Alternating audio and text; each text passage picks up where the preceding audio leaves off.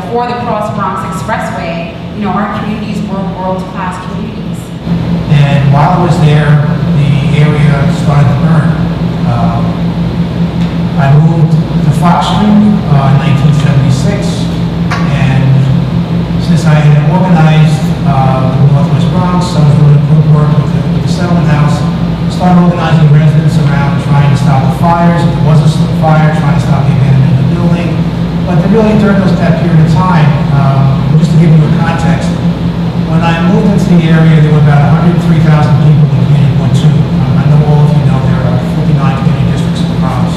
By 1980, there were 33,000 people. So we lost 70% of our population in that community district in 6 months going along, and 70% of our housing stock. It was not unusual for me to get one of our kids running into the settlement house with a note saying, "Out by 3 p.m." What that meant was that the building was going to be torched at 3 p.m. and everybody had to get their stuff and get out. Hunts Point still today is amongst the poorest congressional districts in the nation. How is that?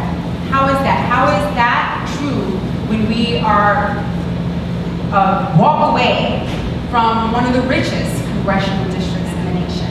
So although all of this work had been done in terms of the physical infrastructure, what we realize is, statistically speaking, when you're looking at health disparities, whether you're looking at educational attainment, whether you're looking at household incomes, whether you're looking at home ownership, any scale that you looked at, we were still in trouble. I can recall as a Fordham sophomore living in a new dorm that Fordham had built on 191st Street, which was a 12-story dormitory building. I was on the 9th floor, and we could look south and every day see the smoke advancing toward our dorm. So it was very real. It was, it wasn't, for us, north of Fordham Road, something imaginary. And, okay, why did I bring in Brooklyn? They also wanted to address the issues of arson. They went to they were going to the fire department, the police department, saying, what can you do about this problem here? And they had a little bit of money, they had 1 or 2 staff who were doing research, saying, we've got to really do something about this arson problem. They looked to meet with the people who were in charge of the fire department, the police department. They called for a meeting with the arson squad, and they ended up, with 3 people, 4 people. That was the entire arson squad for the Bronx. At the very outset, the term South Bronx, because while it started off as a term that was geographic in nature, it really morphed and evolved. It became a byword of urban mythology. The South Bronx no longer meant, let me say, South Bronx at one point meant the area below 149th Street. We saw it move to 161st Street, to the Cross Bronx, to Tremont Avenue, to Fordham Road, and beyond. The fact is that the South Bronx really came to mean a destructive dynamic that was a cycle of disinvestment, arson, abandonment, and then total destruction. We had a public meeting on crime, about 300-400 people attending this meeting. And the cops came back to us. We were asking the cops to do street patrols in the area. They said they couldn't do street patrols in some of these neighborhoods. They were so dark. They said, why don't you do something about the street lights? We said, the street lights.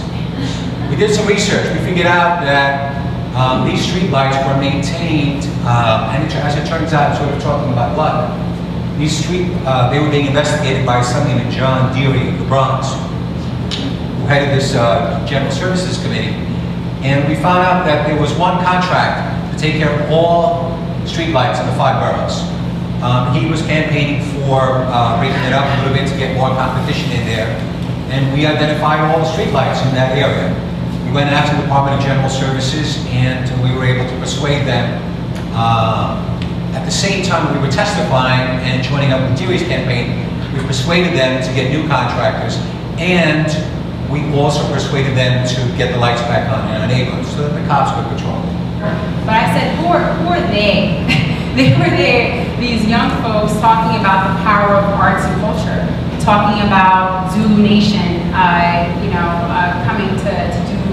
hop concerts. At the point, they were talking about teaching graffiti classes. And I was like, well, who are these people? These, this is a new type of language. I want to go figure that out. And so I made my way over there, figured out that they needed someone to run their youth development programs, and I thought, well, this is perfect. This is a chance to talk about power. This is an opportunity for me to get into an organization, but also to have an impact. So to be able to control a youth program, an after-school program in Hunts Point, to me, was like the opportunity of a lifetime. Why? Because of the gold that I know is in every single young person's mind. I see our young people as gold mines. They're, exactly where the solutions to our toughest problems will come out of these communities. They are going to come out of these communities, and then we will.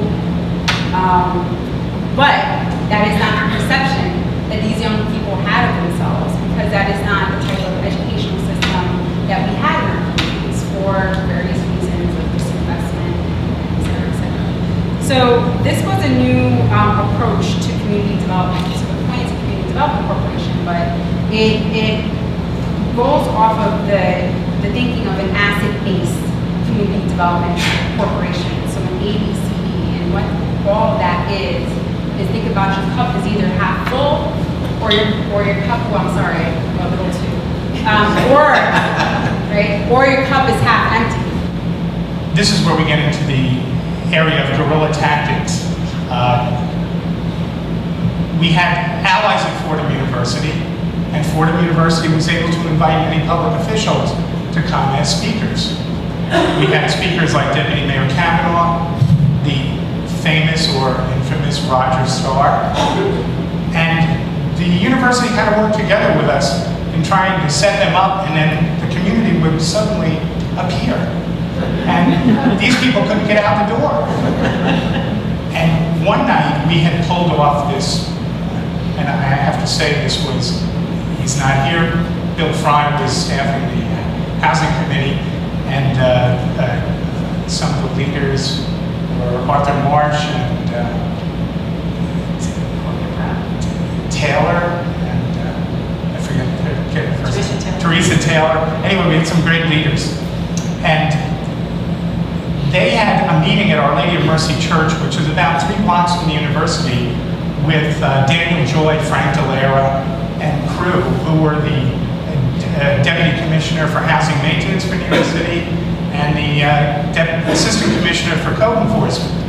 And they were pressed by about 200 people in the church to sign an agreement that would require that HPD provide roof-to-cellar inspections upon petition complaints from the tenant organizations that belong to the coalition.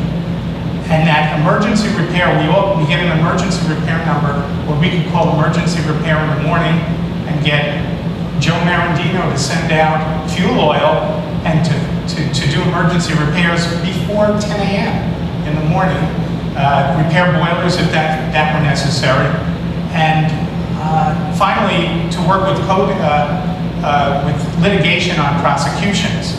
So they were reluctant to sign this agreement. So half the group got up and said, we're going to see Roger Starr.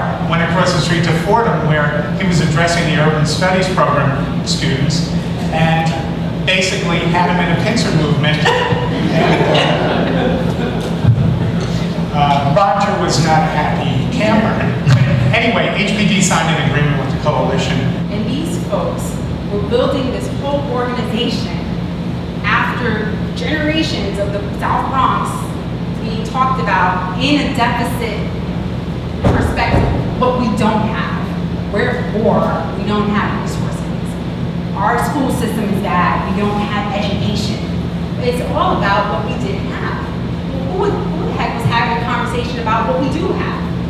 And so I think that ideas like community-based participatory planning came out of that. So the idea that, very much marrying all the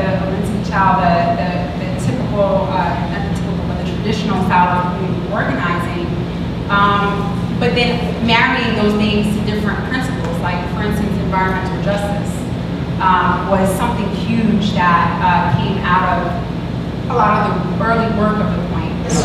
In the South Bronx, people are used to being taken care of.